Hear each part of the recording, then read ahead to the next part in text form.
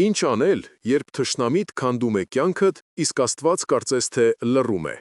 Պատկերացրեք ձեր ձեռքերով ստեղծած սրբությունը, ձեր հոր ժառանգությունը փշրված գետնին։ Այն խաչքարը, որի վրա ձեր հայրն իր կյանքի վերջին տարին էր աշխատել, ջարդված է փողին երկրպագող մարդկանց կողմից։ Դուք բռունցքներն այնպես եք սեղմում, որ արյուն է հոսում, իսկ քարի բեկորները թվում են հենց ձեր հոգու բեկորները։ Ինչպես ներել սա։ Ինչպես սիրել այսպիսի թշնամու։ Այսօր մենք կբացահայտենք, թե ինչպես է հասարակ արհեստավորը գտնում է այն միակ աստվածային զենքը, որն անզոր է դարձնում ամենահզոր թշնամուն։ Բայց ամենակարևորը, դուք կտեսնեք, թե ինչպես «սիրիր թշնամուդ» պատվիրանը դադարում է լինել ուղղակի գեղեցիկ խոսք և վերածվում է իրական ուժի, որը կարող է փոխել անգամ ամենաքարացած սիրտը։ Սա ուղղակի պատմություն չէ, սա բանալի է ձեր սեփական անհնարին թվացող պայքարների համար։ Բաժանորդագրվեք հիմա և մեկնաբանություններում գրեք ձեր քաղաքը, տեսնենք քանիսն ենք մենք։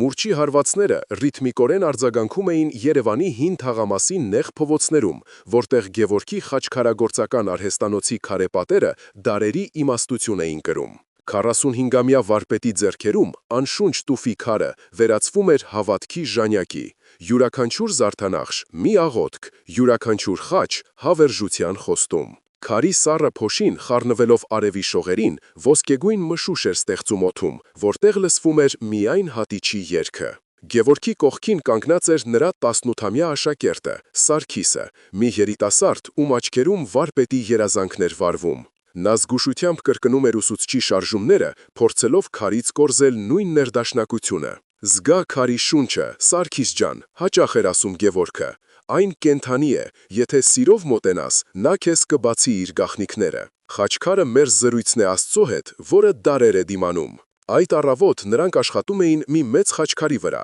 որը պիտի զարդարեր Գյումրիի վերականգնվող Սուրբ Նշան եկեղեցու բակը։ Այն պետք է խորհրդանշեր հավատքի անպարտելիությունը ի հեճուկս բոլոր փորձությունների։ Արհեստանոցի հնամաշ փայտե դուռը ճռալով բացվեց։ Եվ ներս մտած տղամարդու ներկայությունը միանգամից խախտեց ստեղծագործական լռությունը։ Նրա թանկարժեք կոշիկների տրոփյունը խուլ հնչեց քարե հատակին, իսկ սուր օծանելիքի բույրը կտրուկ հակադարվեց քարի փոշու և ձիթալամպի բնական հոտին։ Դա Տիգրանն էր, քաղաքի ամենաազդեցիկ կառուցապատողներից մեկը, մի մարդ, ում սառը հայացքում փողի փայլն էր միայն արտացոլվում։ Նրա կողքին կանգնած էին երկու թիկնապահներ, որոնց քարե դեմքերը ոչ մի զգացմունք չէին արտահայտում։ «Գևորգ վարպետը դուք եք», հարցրեց Տիգրանը, արհամարհանքով շուրջը նայելով, կարծես գնահատում էր ոչ թե արվեստի գործերը, այլ քառակուսի մետրերը։ Գևորգը, առանց աչքերը կիսատ գործից կտրելու, գլխով արեց։ «Լսել եմ, ձեռքերդ ոսկի են, բայց այս փոշոտանկյունում ես թաղում տաղանդդ», շարունակեց Տիգրանը, մոտենալով սեղանին։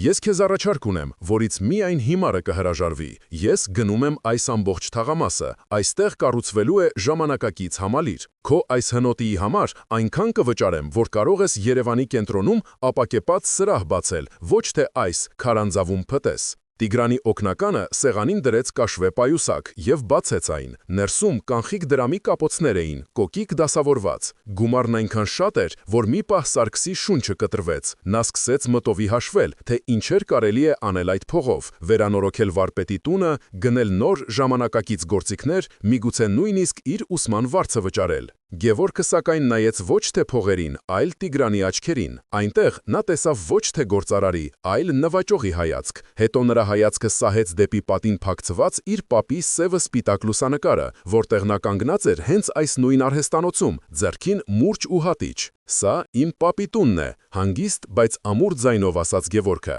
«Հետո իմ հորը, հիմա իմը։ Այս պատերը ոչ թե քարից են, այլ աղոթքից, իսկ աղոթքը չի վաճառվում, պարոն Տիգրան»։ Տիգրանի դեմքը քարացավ, նրա բարեհամբույր դիմակը պատռվեց։ «Կարծես թե լավ չհասկացար, վարպետ», սառը ասաց նա։ «Սա խնդրանք չէ, կամ դու կվերցնես այս գումարը և կհեռանաս բարով, կամ միևնույն է այստեղ համալիր կկառուցվի, բայց դու կմնաս փողոցում»։ Ընտրությունը քոնն է, հարուստ ապրել, թե սկզբունքներով սոված մնալ։ Տիգրանն ու իր մարդիկ հեռացան, դուռը շրխկացնելով, կարծես վերջակետ դնելով զրույցին։ Սարգիսը շփոթված նայում էր վարպետին։ «Վարպետ, բայց միգուցե նա ճիշտ է, մենք կարող էինք»։ Գևորգը նրա ուսին դրեց իր ամուր, քարի փոշով պատված ձեռքը։ «Սարգիս, կան բաներ, որոնք գին չունեն, Սա մեր արմատներն են, եթե կտրենք դրանք, կչորանանք, ինչպես անապատում մնացած ծառը։ Հիմա գնա, տուն գնա, վաղը ծանր օր է լինելու։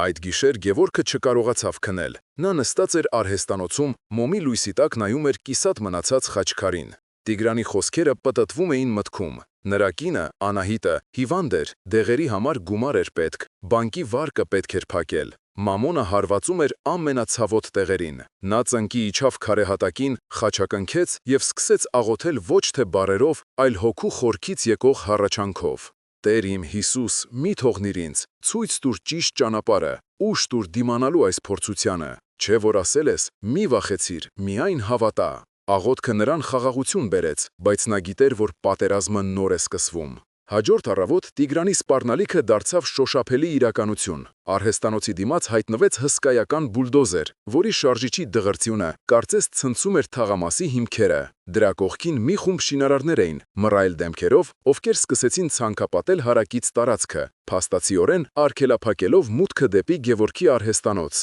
Հարևանները, ովքեր արդեն վաճառել էին իրենց տները, լուր հետևում էին պատուհաններից, ոմանք կարեկցանքով, ոմանք վախով։ Գևորգն ու Սարգիսը կանգնած էին դռան շեմին, անզոր դիտելով, թե ինչպես են իրենց աշխարհի շուրջ պատեր կառուցում։ «Ինչ ենք անելու, վարպետ», հարցրեց Սարգիսը։ Նրա ձայնի մեջ հուսահատություն կար։ Այսպես ոչ մի պատվիրատու չի կարողանա մոտենալ։ Գևորգը լուռ էր, նրա բռունցքները սեղմված էին, իսկ հայացքը հարված էր բուլդոզերի պողպատե շերեփին, որը թվում էր չարի ժպիտի պես։ Նա գիտեր, որ սա ընդամենը սկիզբն է։ Տիգրանը խաղում էր իր նյարդերի հետ, դանդաղ սեղմելով օղակը։ Երեկոյան Գևորգի փոքրիկ տանը լարվածությունը կտրելու դանակ չկար։ Սեղանին դրված ընթրիքը սառել էր, ոչ ոք դրան ձեռք չէր տալիս։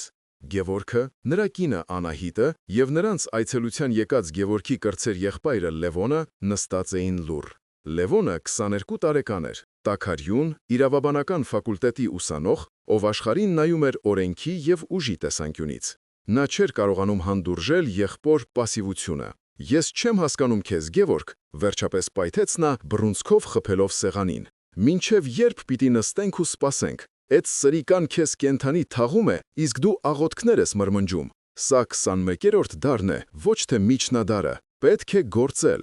Անահիտը փորձեց հանգստացնել նրան։ «Լևոն ջան, խնդրում եմ, Գևորգն ամեն ինչ ճիշտ է անում։ Մենք պետք է հավատանք Աստծուն»։ «Հավատանք», կատաղեց Լևոնը, «մինչև մենք հավատանք, Տիգրանը կգա ու մեր տունն էլ գլխներիս կփլի։ Ես լուծում ունեմ, իմ ընկերոջ հայրը ուժեղ փաստաբան է, կարող ենք հակընդդեմ հայց ներկայացնել, կգտնենք Տիգրանի անօրինական գործարքները, կբարձրացնենք աղմուկ մամուլում, պետք է կռվել նրա զենքով, կրակի դեմ կրակով»։ Գևորգը խորը շունչ քաշեց և վերցրեց սեղանի վրա դրված հին կաշվե կազմով ավետարանը, որը ժառանգություն էր մնացել իր պապից։ Նա բացեց Մատթեոսի ավետարանի 5-րդ գլուխը։ «Լևոն, լսիր, թե ինչ է ասում մեր Տերը։ Սա է մեր միակ զենքը»։ Նա սկսեց կարդալ հանգիստ, բայց հստակ ձայնով. «Ես ձեզ ասում եմ, մի ընդդիմացեք չարին, այլ եթե մեկը քո աջ ծնոտին ապտակ տա, նրան մյուսն էլ դարձրու»։ Լևոնը ծաղրական քմծիծաղ տվեց։ «Դու լո՞րջ ես։ Այսինքն թողնենք, որ Տիգրանը մի հատ էլ ապտակ տա։ Գևորգ, ուշքի արի, քո այս հնազանդությունը վախկոտություն է, ոչ թե հավատք»։ «Դու չես հասկանում», փորձեց բացատրել Գևորգը։ «Սա վախկոտություն չէ, սա ուժ է։ Չարին չարով պատասխանելով, մենք իջնում ենք նրա մակարդակին, խաղում ենք նրա կանոններով։ Իսկ Տերը մեզ առաջարկում է բարձրանալ դրանից վեր։ Երբ դու մյուս թուշդ ես դարձնում, դու ցույց ես տալիս, որ նրա չարությունը քեզ վրա իշխանություն չունի։ Դու կոտրում ես բռնության շղթան»։ Բանավեճը թեժանում էր։ Ընտանիքը բաժանվել էր երկու ճամբարի։ Լևոնը պնդում էր, որ պետք է պայքարել ռեալ մեթոդ ռնգ, իսկ Անահիտը պաշտպանում էր ամուսնու հոգևոր դիրքորոշումը։ Սառած ընթրիքի սեղանի շուրջ ոչ թե ընտանիք էր հավաքվել, այլ երկու հակամարտող աշխարհայացք։ Հաջորդ օրը կիրակի էր։ Ընտանիքը, չնայած ներքին լարվածությանը, միասին գնաց թաղամասի Սուրբ Սարգիս եկեղեցի։ Գևորգը հույս ուներ, որ Սուրբ Պատարագը և հոգևոր Հովվի խոսքը կմեղմեն Լևոնի սիրտը։ Նրանց հոգևոր հայրը, Տեր Հովանեսը, իմաստուն և հարգված քահանա էր, ում խոսքը միշտ կշիռ ուներ։ Այդ օրը նրա քարոզը լեռան քարոզի մասին էր, հենց այն հատվածի, որը նախորդ երեկո դարձել էր վեճի առարկա։ «Սիրելի հավատացյալներ», ասում էր Տեր Հայրը Խորանից, «Տիրոջ խոսքերը՝ մի ընդդիմացեք չարին, հաճախ սխալ են հասկացվում։ Սա կոչ չէ անգործության կամ ստրուկամտության։ Սա կոչ է հոգևոր հեղափոխության։ Երբ հռոմեացի զինվորը հրեային ստիպում էր իր բեռը տանել մեկ մղոն, դա օրենքի պահանջն էր, նվաստացում, բայց երբ Տերն ասում է նրա հետ 2 մղոն գնա, նա առաջարկում է զարմացնել բռնակալին։ Երկրորդ մղոնը այլևս ստրկություն չէ, այլ կամավոր ընտրություն, ազատ մարդու քայլ։ Այդ քայլով դու ցույց ես տալիս, որ քո արժանապատվությունը ոչ ոք չի կարող խլել։ Դու հաղթում ես չարին բարությամբ։ Գևորգը հայացքով փնտրեց եղբորը։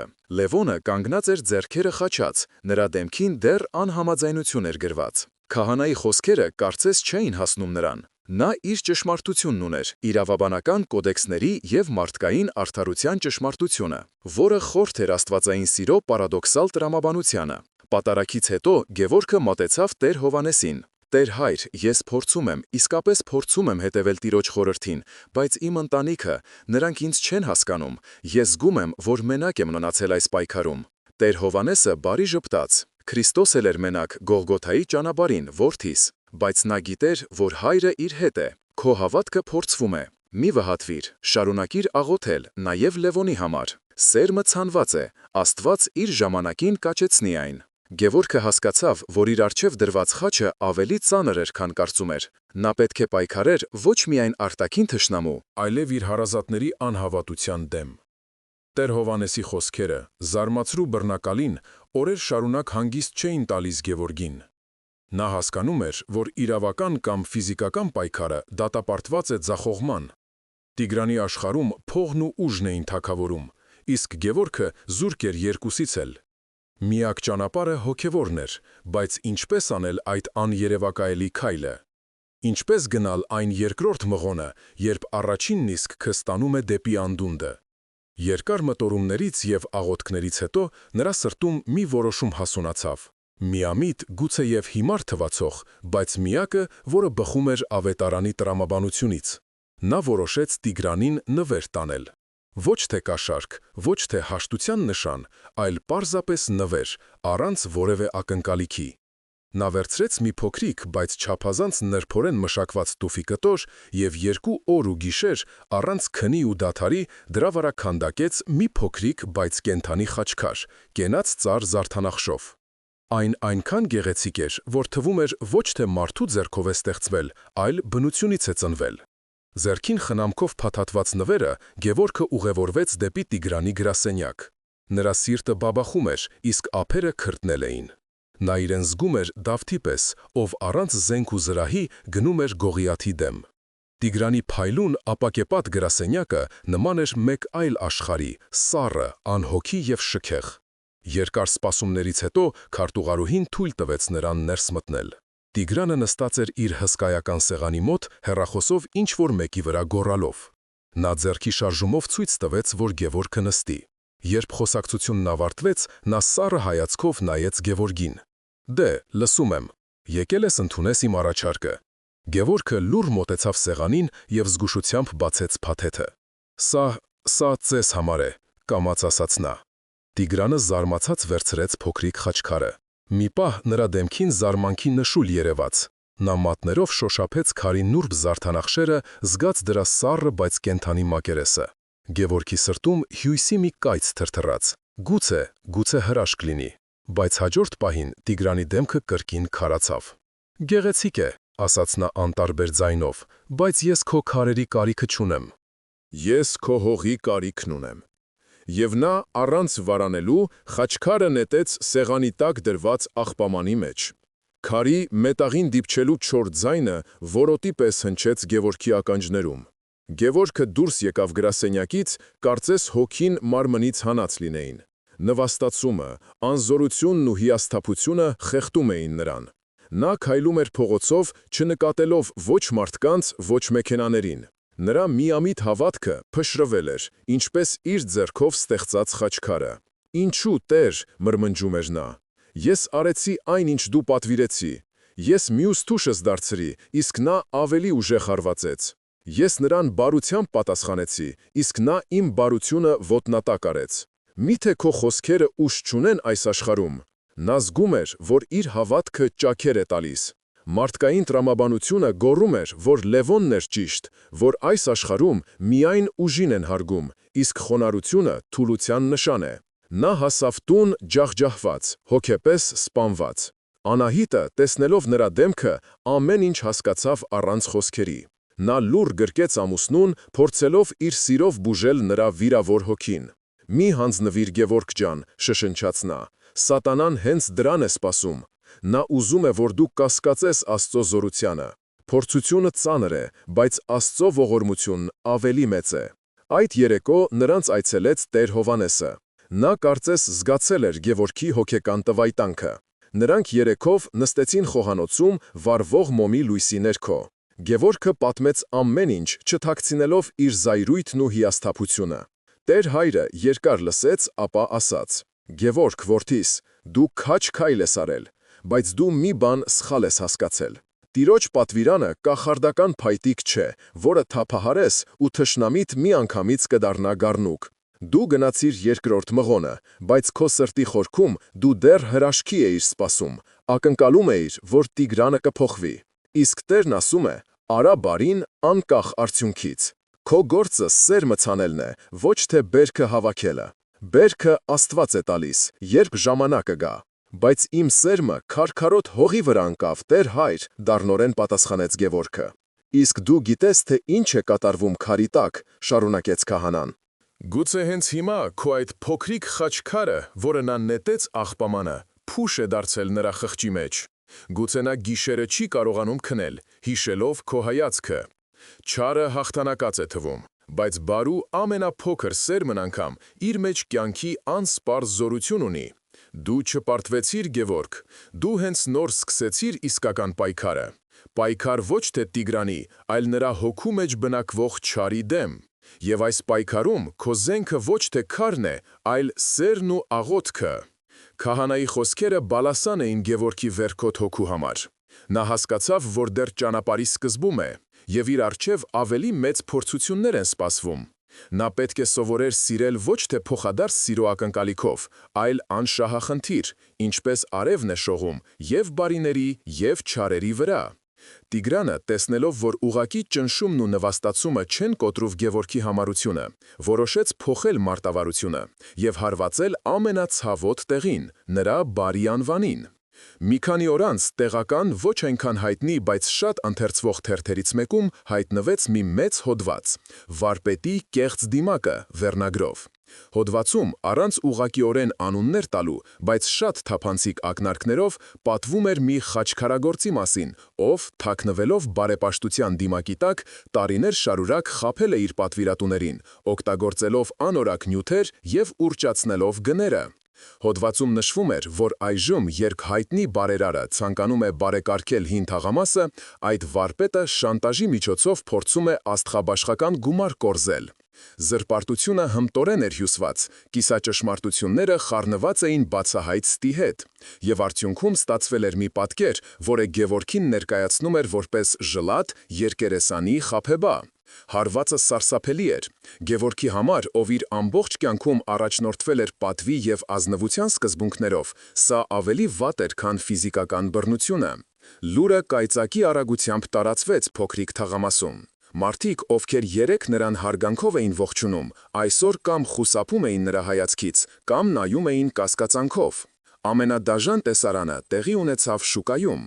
Գևորգի մայրը, տիկին Վարդուհին, մի պարզ բարի կին, ով իր ողջ կյանքն ապրել էր այդ թաղամասում եւ բոլորին ճանաչում էր, գնացել էր իր սովորական գնումներն անելու։ Երբ նա մոտեցավ կանաչեղենի վաճառողուհուն Սոնային, ում հետ տասնյակ տարիների բարեկամություն ուներ, վերջինս ձևացրեց, թե չի նկատում նրան։ «Սոնա ջան, մի կապոց թարխուն կքշռես», ասաց տիկին Վարդուհին։ Սոնան առանց նրա կողմը նայելու կոպիտ պատասխանեց. «Թարխուն չկա, բայց չէ որ աչքիս առաջ դրված է», զարմացավ տիկին Վարդուհին։ «Ասում եմ չկա, ուրեմն չկա», կտրուկ ասաց Սոնան։ «Ուրիշ տեղից գնեք»։ Տիկին Վարդուհին քարացել էր տեղում։ Նրա շուրջը կանգնած մյուս կանայք շշուկներով ինչ-որ բան էին խոսում եւ թաքուն նայում նրան։ Նա հասկացավ, որ թերքի թույնն արդեն հասցրել էր թունավորել բոլորի սրտերը։ Արցունքներն աչքերին, դատարկ զամբյուղով նա վերադարձավ տուն։ Այդ երեկո Գևորգի տանը մթնոլորտը գերեզմանային էր։ Տիկին Վարդուհին լուր լաց էր լինում, իսկ Գևորգը նստած էր բռունցքները սեղմած, նայելով այն թանկարժեք խաչքարին,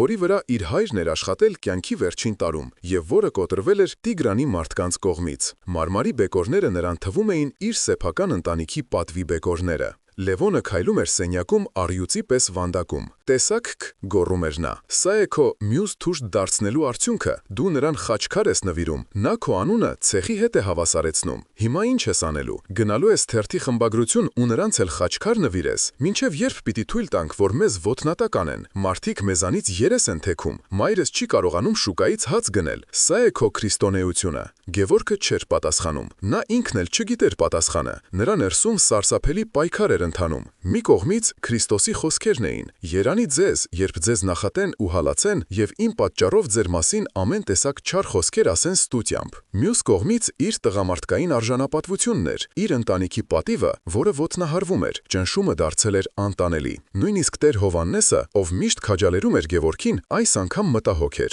«Գևորգ, որդիս», ասաց նա հաջորդ հանդիպման ժամանակ, «քո հավատքը մեծ է, Բայց միգուցե պետք է լինել խորագետ, ինչպես օձերը, եւ միամիտ, ինչպես աղավնիները։ Միգուցե Լևոնը ինչ-որ չափով ճիշտ է։ Պետք է պաշտկանել քո բարի անունը։ Գուցե պետք է դիմել դատարան զրպարտության համար։ Հավատքը չի բացառում մարդկային իմաստությունը։ Քահանայի խոսքերը ավելի խորացրին Գևորգի կասկածները։ Նա զգում էր, որ հայտնվել է հոգևոր փակուղում։ Քրիստոսի խորհուրդը, որն այնքան պարզ ու հստակ էր թվում ավետարանի էջերում, իրական կյանքում վերածվել էր անլուծելի հավասարման։ Ինչպես կարելի է միաժամանակ ներել թշնամուն եւ պաշտպանել սեփական պատիվը։ Որտեղ է անցնում սահմանը սրբազան խոնարհության եւ մարդկային արժանապատվությունը կորցնելու միջև։ Նա զգում էր, որ Քրիստոսի խոսքերի մակերեսային ընկալումն այլևս բավարար չէ։ Պետք էր ավելի խորը սուզվել, հասկանալ ոչ թե տառը, այլ ոգին։ Բայց ինչպես։ Նա զգում էր, որ միայնակ չի կարող գտնել այդ պատասխանը։ Հոգևոր փակուղուց եւ հանրային նվաստացումից ջախջախված Գևորգը զգում էր, որ իր հավատքի վերջին թելերն էլ կտրվում են։ Նա այլևս չէր կարողանում աղոթել։ Բառերը կոկորթում էին խցանվում, իսկ երկինքը թվում էր պղնձե ու խուլ։ Մի առավոտ, առանց որևէ մեկին զգուշացնելու, նա դուրս եկավ տնից եւ ոտքով ուղևորվեց դեպի լեռները, դեպի մի հին կիսավեր վանք, որի մասին պատմում էր պապը։ Ասում էին, այնտեղ օդն անգամ բուժիչ է։ Նա չէր գնում այնտեղ պատասխաններ փնտրելու կամ աղոթելու։ Նա գնում էր պարզապես փախչելու համար, մարդկանցից, խնդիրներից, նույնիսկ Աստծուց, ով կարծես լքել էր իրեն։ Վանքը գտնվում էր բարձր ժայռի վրա, քամիների ու արծիվների թագավորությունում։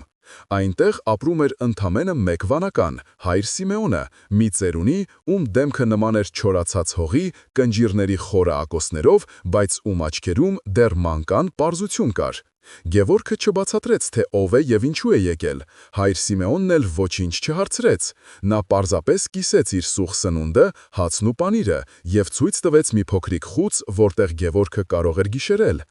Գևորգն օրեր շարունակ ոչինչ չէր անում։ Նա պարզապես նստում էր վանքի բակում, քարի պես անշարժ եւ նայում հեռվում փռված ձորին։ Նրա միտքը դատարկ էր, հոգին քարացած։ Նա դիտում էր, թե ինչպես է հայր Սիմեոնն ամեն օր համբերատարությամբ աշխատում։ Մաքրում է վանքի փլատակները, քարը քարի վրա դնում, փորձելով վերականգնել ավերված պատերից մեկը։ Նրա շարժումները դանդաղ էին, բայց վստահ։ Մի օր վանքի մոտով անցնող հովվի տղան, չարաճճիություն անելով, քար նետեց վանքի բակում պառկած թափառող շան ուղղությամբ։ Քարը սակայն վրիպեց եւ դիպավ հայր Սիմեոնի կառուցած պատին նոր շարվածքին, տեղահան անելով մի քանի քար։ Տղան վախեցած փակավ։ Գևորգը սպասում էր, որ ծերունին կզայրանա, կգոռա, գուցե քարը հետ կնետի տղայի հետևից։ Բայց հայր Սիմեոնը միայն խորը հոգոց հանեց, հանգիստ մոտեցավ, վերցրեց գետնին ընկած քարը, որը նետել էր տղան, եւ ոչ թե դեն նետեց այն, այլ զգուշությամբ դրեց իր կառուցած պատի հիմքում, ամրացնելով այն կրով ու ավազով։ Այդ պահին Գևորգի ներսում ինչ-որ բան տեղաշարժվեց։ Նա տեսավ ոչ թե պարզապես մի գործողություն, այլ մի ամբողջ փիլիսոփայություն։ Նա հանկարծ հասկացավ մի բան, որն այնքան պարզ էր, բայց մինչ այդ թաքնված էր իր աչքից։ Նա վեր թռավ տեղից եւ վազեց դեպի ծերունին։ Հայր Սուրբ, ինչու դուք այդ քարը դեն չնետեցիք։ Այդ քարը չարության քար էր, այն եկել էր քանդելու։ Հայր Սիմեոնը շրջվեց եւ իր խաղաղ աչքերով նայեց Գևորգին։ Որդիս, քարը քար է, այն ոչ բարի է, ոչ էլ չար։ Չարությունը մարդու ձեռքի մեջ է, որը նետում է այն։ Ես կարող էի այն հետ նետել և բազմապատկել չարությունը, կարող էի դեն նետել և թույլ տալ, որ չարությունը հաղթի, բայց ես ընտրեցի երրորդ ճանապարհը։ Ես վերցրի այն էներգիան, որը ուղղված էր քանդելուն, և օգտագործեցի այն արարելու համար։ Այժմ այս քարը, որը եկել էր ավերելու, կծառայի որպես հիմք այս սուրբ պատի համար։ Գևորգի շունչը կտրվեց, կարծես կայծակը խփեր նրա ուղեղին։ Սիրիր թշնամուդ։ Հանկարծ այս խոսքերը բոլորովին նոր իմաստ ստացան։ Սա չի նշանակում անգործություն, չի նշանակում հանդուրժել չարը, չի նշանակում թույլ տալ, որ քեզ ոտնատակ անեն։ Սա նշանակում է լինել հոգևոր ալքիմիկոս։ Սա նշանակում է վերցնել քո դեմ ուղղված չարության, ատելության, զրպարտության սև էներգիան և այն վերափոխել բարու, ստեղծագործության, սիրո լուսավոր էներգիայի։ Տիգրանի յուրաքանչյուր հարված, յուրաքանչյուր վիրավորանք, յուրաքանչյուր սուտ քարեր էին, որոնք նա նետում էր Գևորգի վրա, նրան ոչնչացնելու համար։ Իսկ Գևորգն ինչ էր անում։ Նա փորձում էր այդ քարերից պաշտպանվել, կամ էլ ավելի վատ, փորձում էր դրանք հետ նետել։ Իսկ Քրիստոսն առաջարկում էր բոլորովին այլ բան։ Նա ասում էր. «Հավաքիր այդ քարերը, որոնք քո թշնամին նետում է քո վրա, և դրանցով քո կյանքի տաճարը կառուցիր։ Օգտագործիր նրա ատելությունը որպես վառելիք քո սիրո համար։ Օգտագործիր նրա սուտը որպես հիմք քո ճշմարտության համար»։ Դա էր երկրորդ մղոնի իրական իմաստը։ Դա էր մյուս թուշը դարձնելու աստվածային ռազմավարությունը։ Դու չես պարտվում, դու փոխում ես խաղի կանոնները։ Դու չարի էներգիան վերցնում ես նրա ձեռքից և օգտագործում իշահ քեզ և իբարս Աստծո։ Գևորգը նայեց իր ձեռքերին, խաչքարագործի կոշտացած, աշխատավոր ձեռքերին։ Նա ամբողջ կյանքում քարերից աղոթք էր կերտում, իսկ հիմա պետք է սովորեր չարությունից բարություն կերտել։ Նա հասկացավ, որ մինչ այս պահը նա Քրիստոսի խորհուրդը հասկանում էր մակերեսավորեն, բառացի, իսկ հիմա նրա առջև բացվել էր դրա անսահման խորությունը։ Նա այլևս չէր զգում իրեն զոհ։ Նա զինվոր էր, զինված ամենահզոր զենքով, որը գոյություն ունի տիեզերքում։ Նա շրջվեց դեպի հայր Սիմեոնը, և առաջին անգամ երկար օրերի մեջ նրա դեմքին ժպիտ հայտնվեց։ «Շնորհակալ եմ, Հայր Սուրբ, կարծում եմ ես գտա այն, ինչ փնտրում էի»։ Նա գիտեր, որ վերադառնալով քաղաք, նրան սպասում է նույն թշնամին, նույն խնդիրները, բայց այժմ նա այլևս նույն Գևորգը չէր։ Նա վերադառնում էր ոչ թե պարտվելու, այլ կառուցելու։ Գևորգը վանքից վերադարձավ բոլորովին այլ մարդ։ Նրա հայացքում այլևս չկար զոհի տառապանքը, այլ կար զինվորի վճռականություն, ով գտել է իր անպարտելի զենքը։ Նրա քայլվածքը դարձել էր ամուր, իսկ դեմքին խաղաղություն էր իջել, որը շփոթեցնում էր նրան ճանաչողներին։ Նա այլևս չէր խուսափում մարդկանց հայացքներից, այլ ընդհակառակը, ուղիղ նայում էր նրանց աչքերի մեջ, առանց զայրույթի կամ վիրավորանքի, այլ խորը կարեկցանքով։ Առաջին բանը, որ նա արեց, իր ընտանիքին հավաքելն էր՝ Անահիտին, մորը, տիկին Վարդուհուն և եղբորը Լևոնին։ Սենյակում տիրող լարված լռությունը կարելի էր դանակով կտրել։ Բոլորը սպասում էին, թե ինչ է նա ասելու։ Գուցե որոշել է վերջապես հանձնվել, կամ ընդհակառակը դիմել ծայրահեղ քայլերի։ Գևորգը հանգիստ նայեց յուրաքանչյուրին և ասաց խոսքեր, որոնք սկզբում բոլորին շոկի մեջ գցեցին։ «Ես որոշել եմ, թե ինչ ենք մենք անելու», սկսեց նա։ «Տիգրանը մեզանից ուզում է այս հողը, որպեսզի իր համար պալատ կառուցի։ Շատ լավ, մենք նրան կօգնենք։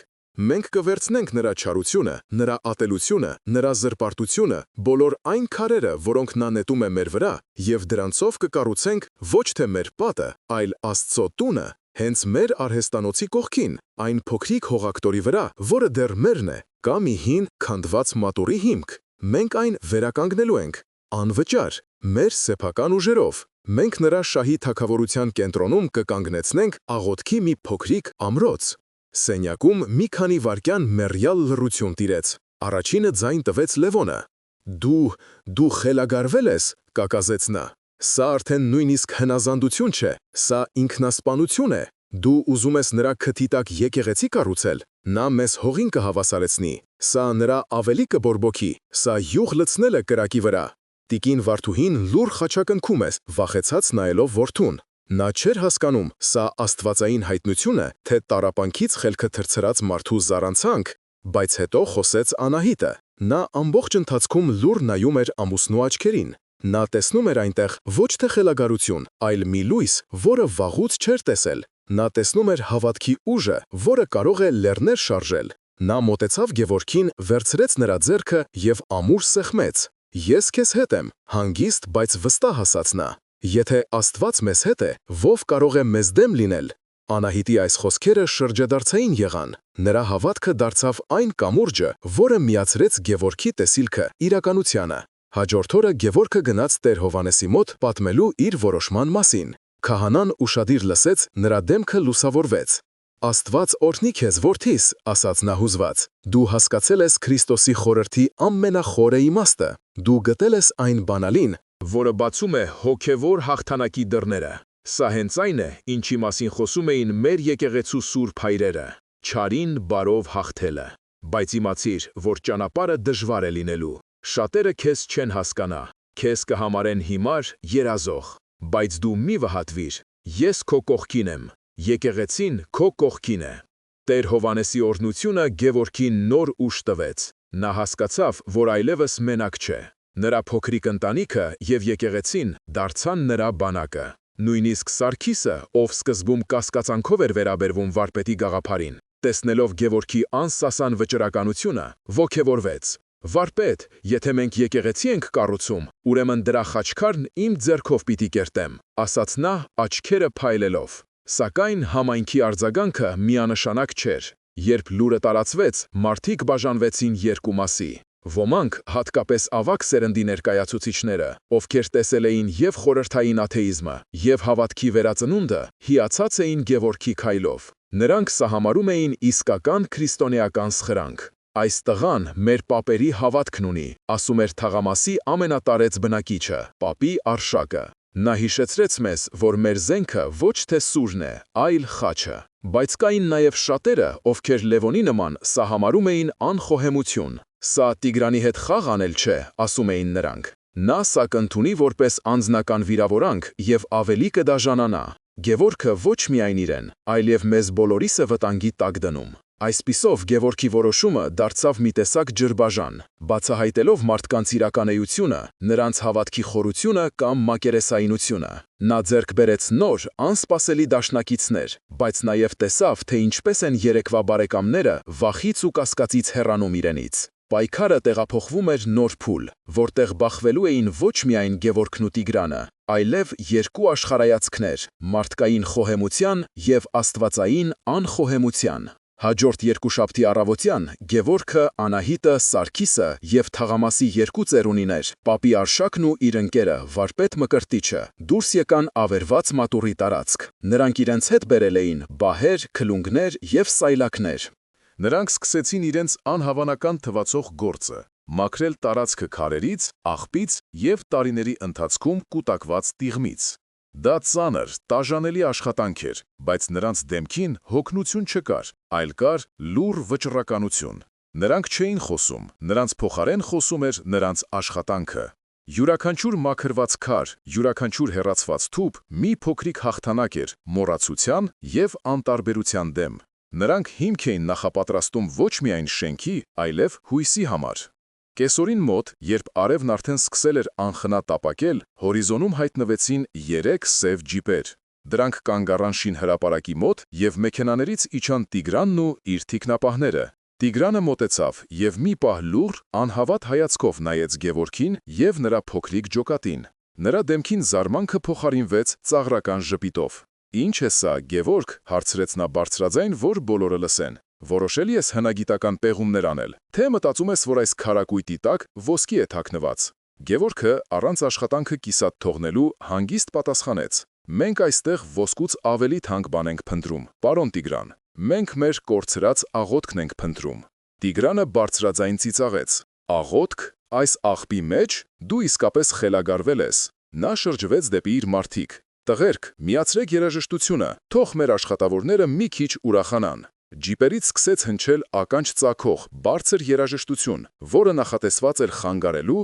եւ նյարդայնացնելու համար։ Բայց Գևորգն ու մյուսները կարծես չէին լսում։ Նրանք շարունակում էին աշխատել նույն հանգիստ ու կենտրոնացված ռիթմով։ Տեսնելով, որ հոգեբանական ճնշումը չի օգնում, Տիգրանն անցավ հաջորդ քայլին։ Նրա մարդիկ սկսեցին իրենց շինարարական աղբը բերել եւ թափել հենց մատուռի տարածքի կողքին, ստեղծելով գարշահոտ աղբակույտ։ Քամին այդ հոտը բերում էր ուղիղ աշխատողների վրա։ Նրանք սկսեցին բարձրաձայն վիրավորանքներ հնչեցնել, ծաղրելով նրանց տարիքը, հավատքը, աշխատանքը։ Յուրաքանչյուր վիրավորանք, յուրաքանչյուր ծաղր մի նոր քար էր, որը նետվում էր նրանց վրա։ Բայց Գևորգը հիշում էր հայ Սիմեոնի դասը։ Յուրաքանչյուր վիրավորանքից հետո նա ոչ թե պատասխանում էր, Այլ վերցնում էր մաքրած քարերից մեկը և դնում ապագա պատի հիմքում։ Նրա շարժումները դարձել էին պատասխան։ Նրա լռությունը ավելի բարձր էր հնչում, քան Տիգրանի մարդկանց գոռգոռոցները։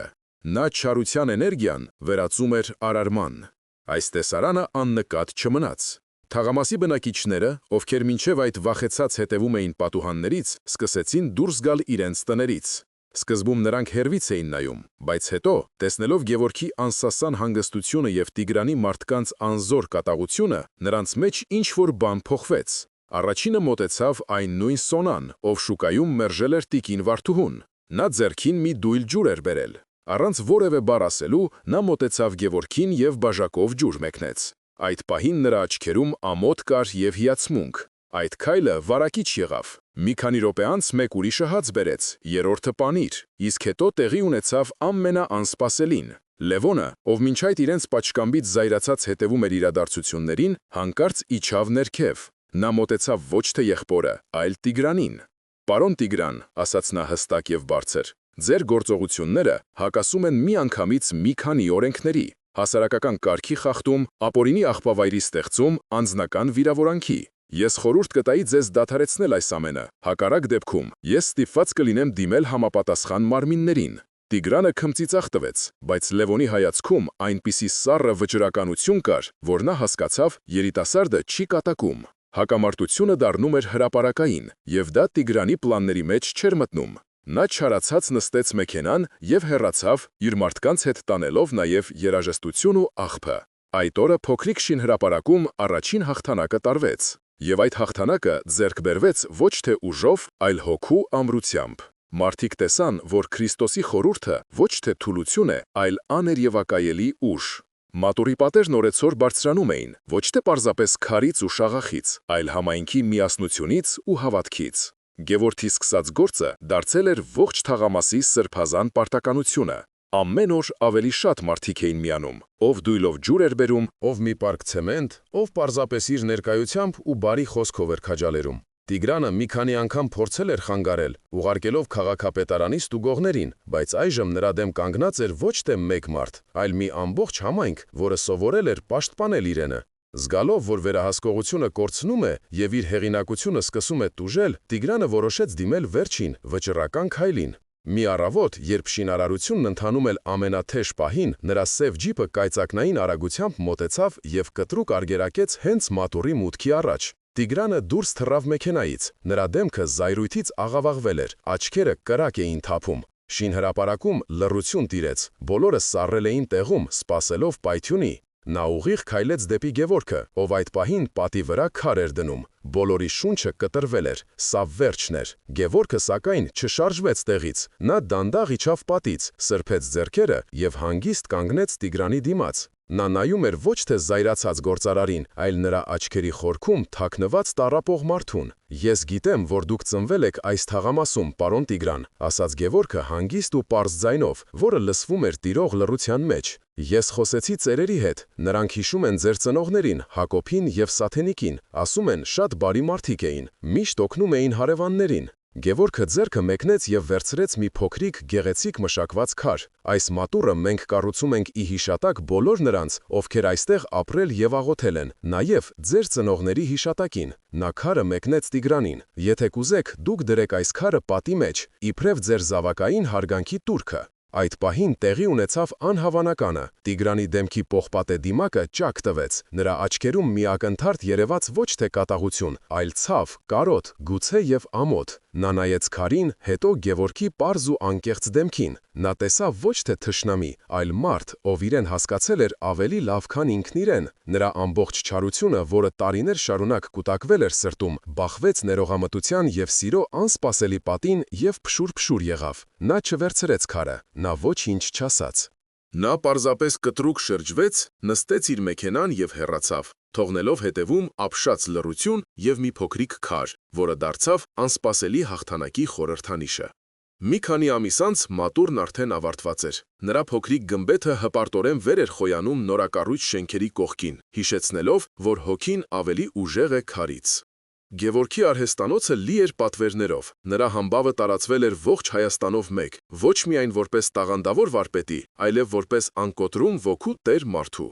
Բայց ամենամեծ փոփոխությունը տեղի էր ունեցել իր ընտանիքում։ Մի օր, երբ Գևորգն աշխատում էր արհեստանոցում, նրա կողքին լուռ, բայց ջանասիրաբար աշխատում էր Լևոնը։ Նա իրավաբանականն ավարտելուց հետո չէր գնացել փայլուն գրասենյակ, այլ եկել էր եղբոր մոտ, սովորելու քարի հետ խոսելու արվեստը։ Նրանց միջև խոսքեր պետք չէին։ Մուրճի ու հատիչի յուրաքանչյուր համահունչ հարվածի մեջ կար և ներողություն, և հարգանք, և ընտանեկան սիրո վերագտնված ուժը։